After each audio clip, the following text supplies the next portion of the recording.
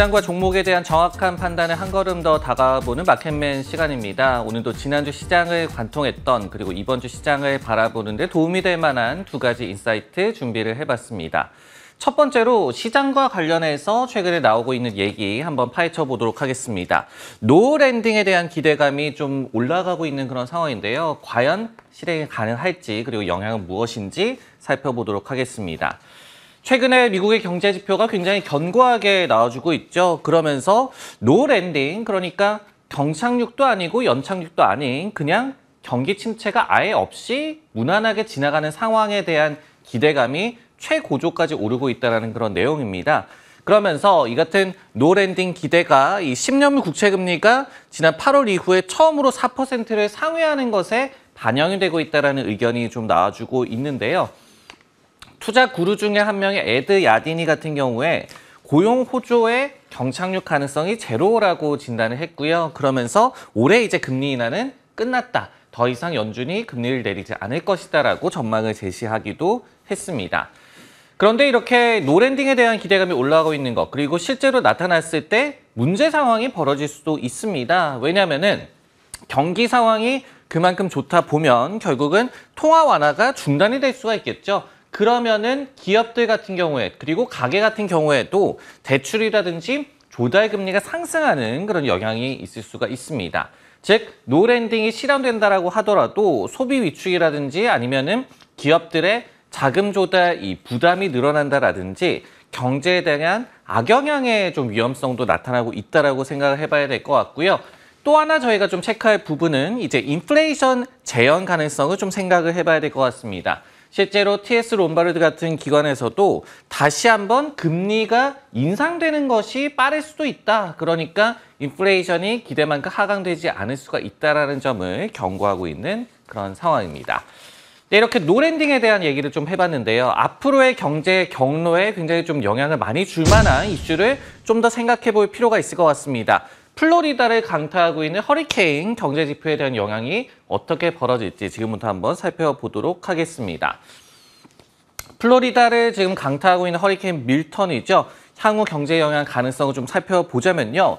실제로 도이체방크 같은 기관에서는 최근에 기상 이변과 그리고 항만에서의 파업이 지표에 영향을 줘서 어떤 시장도 그렇고 연준에도 혼란을 야기할 수가 있을 것이다라고 얘기를 하고 있습니다.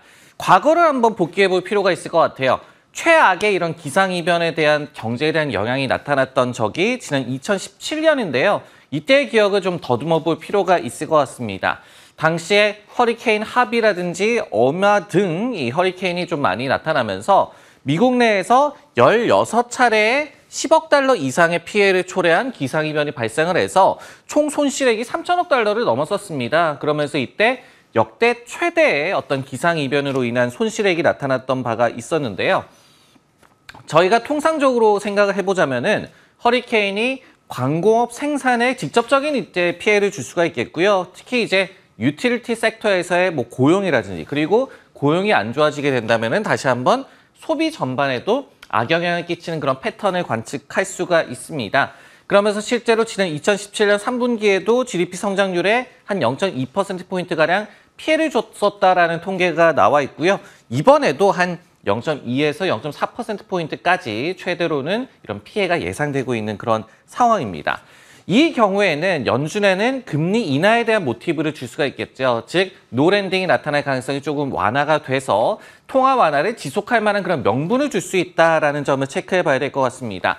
하지만은 저희가 이 허리케인과 관련해서 히든 카드를 좀 더 생각을 해봐야 될 것 같습니다. 바로 인플레이션 재발 가능성인데 과거에도 이렇게 기상이변이 많이 나타났을 때에는 물가 지표에는 업사이드를 제공한 바가 있었습니다. 그런데 흥미로운 건요, 이 어닝 시즌을 좀 개막을 하고 이제 초반으로 진입을 한 시점에서 지난 2024년 1분기와 2분기의 어닝 시즌 때에는 S&P 500 기업들의 절반 미만이 인플레이션을 언급하고 있었어요. 즉, 기업들의 어떤 인플레이션에 대한 위험 인지가 약해진 상황에서 앞으로 다시 인플레이션을 야기할 수 있는 이런 허리케인과 관련한 뭐 언급이 나온다든지 이런 부분들을 앞으로 잘 체크하셔야 될 것 같습니다.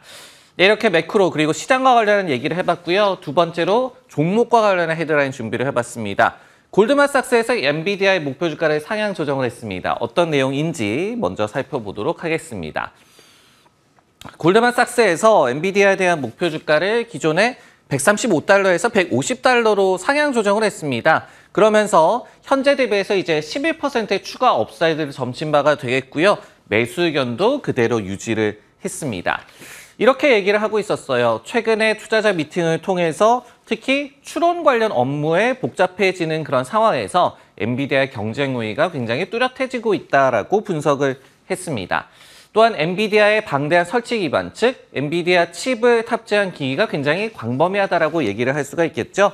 여기에 또 칩뿐만 아니라 데이터 센터 부문에서의 혁신, 그리고 또 소프트웨어 성장성 등을 주목하고 있다라고 분석을 했습니다.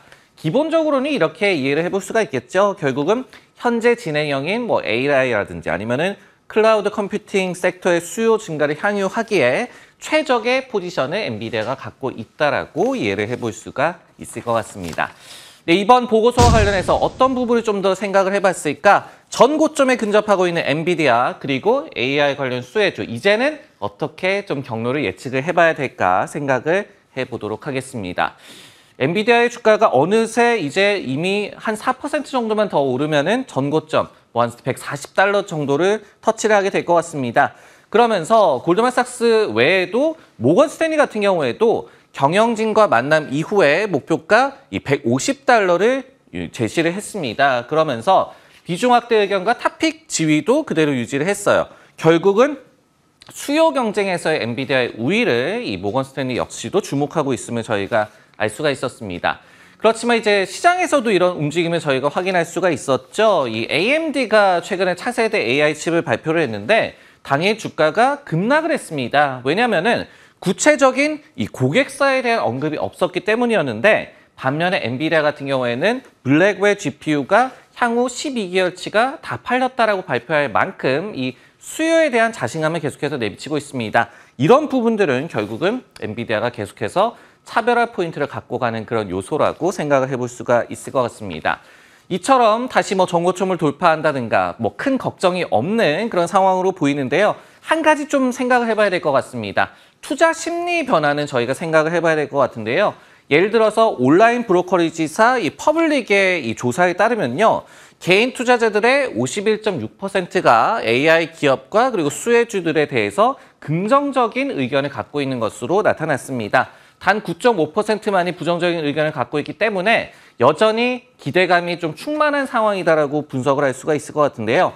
하지만은 이 전체 응답자의 단 30.8%만이 올해 남은 기간에 AI 수혜주를 매수하겠다라고 응답을 했습니다. 이게 무슨 의미나 좀 생각을 해볼 필요가 있을 것 같은데요. 즉 이미 AI 수혜주나 엔비디아에 베팅을 해놓은, 그러니까 들어가 있는 투자자들이야 편안한 상황이다라고 볼 수가 있겠죠. 하지만은 신규 진입하기에는 이미 다시 높아진 그런 진입 장벽, 주가의 장벽을 생각을 해봤을 때 다시 한번 주가의 이 레벨업이 없이는 수급상에 좀 불리하게 작용을 할 수가 있다는 점까지 체크를 하시면 좋을 것 같습니다.